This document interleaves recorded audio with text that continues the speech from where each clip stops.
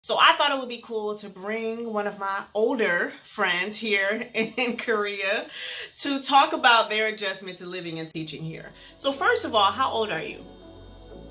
Older.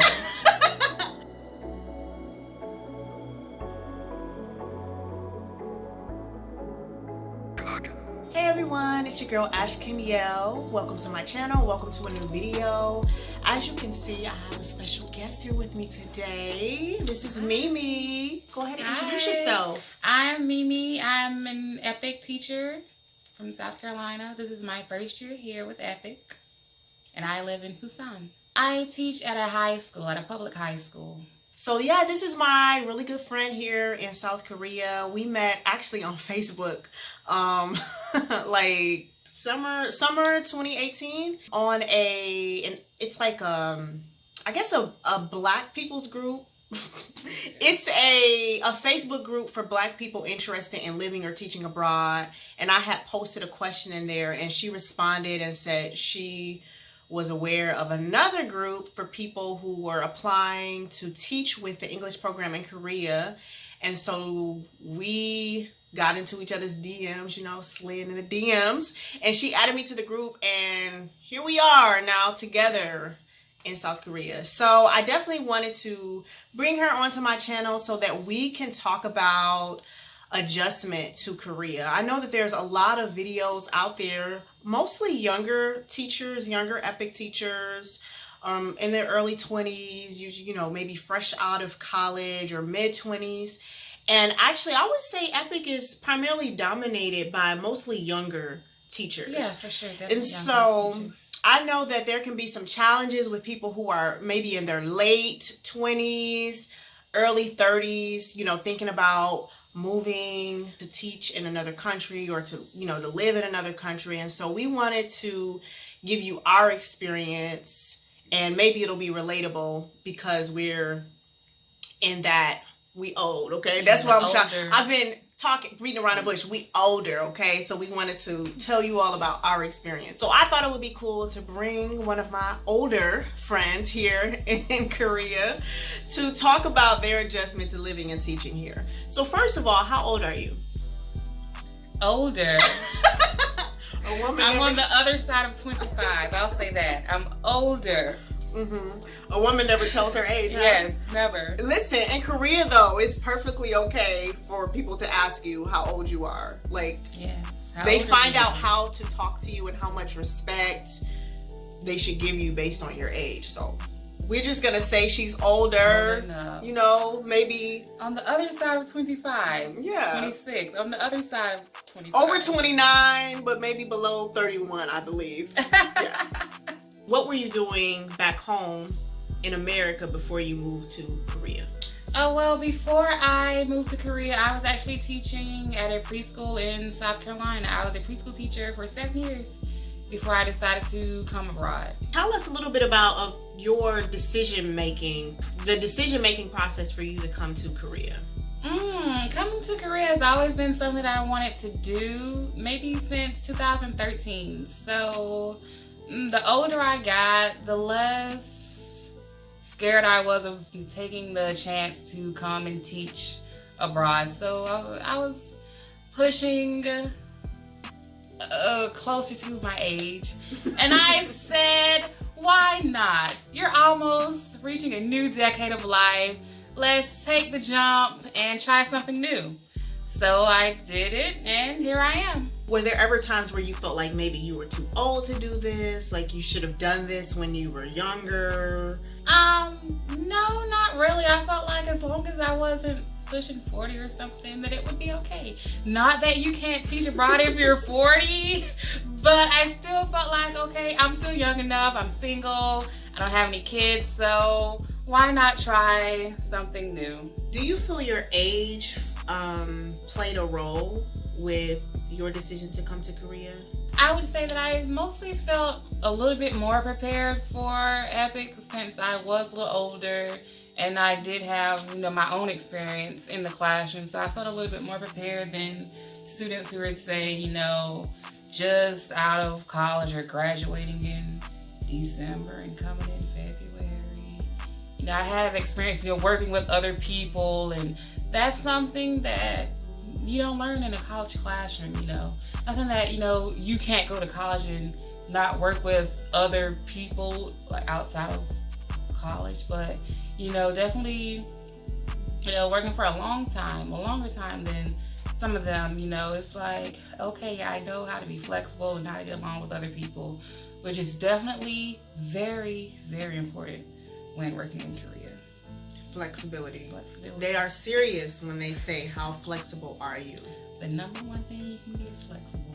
What notable things would you say you had to sacrifice by coming to South Korea that may be a bit different than a sacrifice younger teachers may have to make?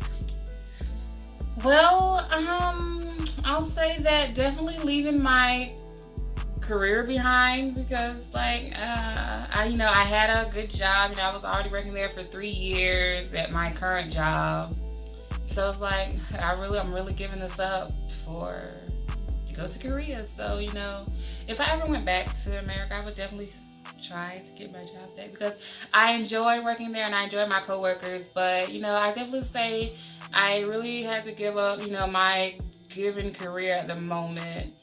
And I hope that this is something that'll look good on my resume if I ever decide to teach in America again. So we'll see. I was single. I didn't have any kids, so I don't have any personal things that I gave up, mostly work. So not many attachments. Yeah. Because I know some people around our age, maybe they have like a mortgage, or maybe they're married, maybe they have children. Yeah. Maybe a car. So car note. How has your adjustment to Korea been? I would say it's been okay. At first, it was a little rocky. I'm not going to lie, but the longer I stayed, the more sure I felt of my decision and my choice. Because at the end of the day, this is what it is, So at first, it's very important before you come to a new country, do your research and everything. And I had to be comfortable with myself going out alone or going out in places. And that took a while. But the more comfortable I got, the more confident I felt about my choice. Describe your level of independence or dependence before you moved to Korea. Oh, before I moved to Korea, I was very independent. I could do anything, I kind of wanted to do. You want to go somewhere, you go there. You want to read the news, newspaper, you can read the newspaper. You want to watch the news, you can watch the news. Basically everything was, if I wanted to do it, I could do it, and I knew the consequences or the rewards of my choices or my actions. Versus here, a lot of things are always in Korean. So, you may not know everything. You may not want to translate it. Everything. Yeah, you may not want to translate everything that you see or you hear. So, I definitely feel like, I depend a lot on translation services to order food or to read notices in the buildings that they put up, because back home, if they put up signs about anything going on where I live, I could read it quickly. Now I have to wait, what? What does this mean? Or ask my co-teacher to clarify. So I definitely feel like now I rely on translation services and also my Korean co-teacher to help me out a lot with getting information about myself, where I live, and also interacting with other people. During the summer, my air conditioner broke down. Back home, I could call someone up and they could fix it. But here, I had to talk to the people at my school, and they were in charge of talking to my manager, my building manager, and getting someone to come in and actually fix my air conditioner. So that definitely made me feel a lot less independent. I felt very dependent on the people around me for help. Do you ever find yourself feeling frustrated? Back home, when things hit the fan, right? You can handle it. You can call who you need to call, you can handle your business. But here you always have to go through someone. And so sometimes I view it as this kind of like stepping back and kind of like going into infancy a little bit, because you have to always get help for certain things. Like there are some things we can't handle ourselves here, but there are some things that we have to go through other people's. Yeah, definitely. You know, I definitely feel frustration sometimes, because also, you know, it's like I'm an adult. I don't need you in my business all the time about every little thing that I need. But it's like, I don't need you in my business, but at the same time, I need your help. So it's like, I went to the doctor one day and I didn't tell my co-teacher about it. And then she asked me, she was like, oh, have you ever been to the doctor in Korea? Like, oh, probably not. And I was like, oh yeah, I actually did go. She's like, what?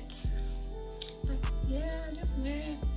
Like, she was a little offended. I'm like, I handled it, so it was okay. You know, I was a little sick. I had a cold, so I was like, yeah, I went.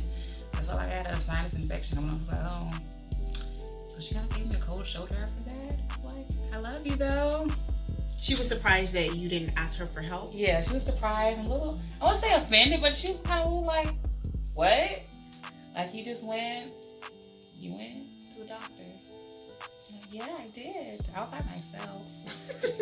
High five. You did something yourself. So are there any words of encouragement or any type of advice that you want to give to any prospective English teachers who want to live and teach abroad, and they happen to be in their late 20s or maybe in their 30s or maybe in their 40s? They're not that traditional age that most of the native English teachers are, like early 20s. Any advice that you would give to them? I would say go for it. If it's something that you want to do, you know, just do it, you know. Go for it, you know, try and see what happens. You know, life is too short to think, oh, I'm too old for this, I'm too that to try this. So I definitely say, you know, if it's your dream and your goal to teach abroad, you shouldn't let your age hold you back from following your dreams. All right, well, thank you, Mimi, for coming to the channel and for talking with me today. Yes, it was lots of fun. Go ahead and give this video a thumbs up. Do hit that subscribe button. I mean, why not? So you who's watching, subscribe. Leave your thoughts in the comments, and I'm gonna catch you all in my next video. Bye.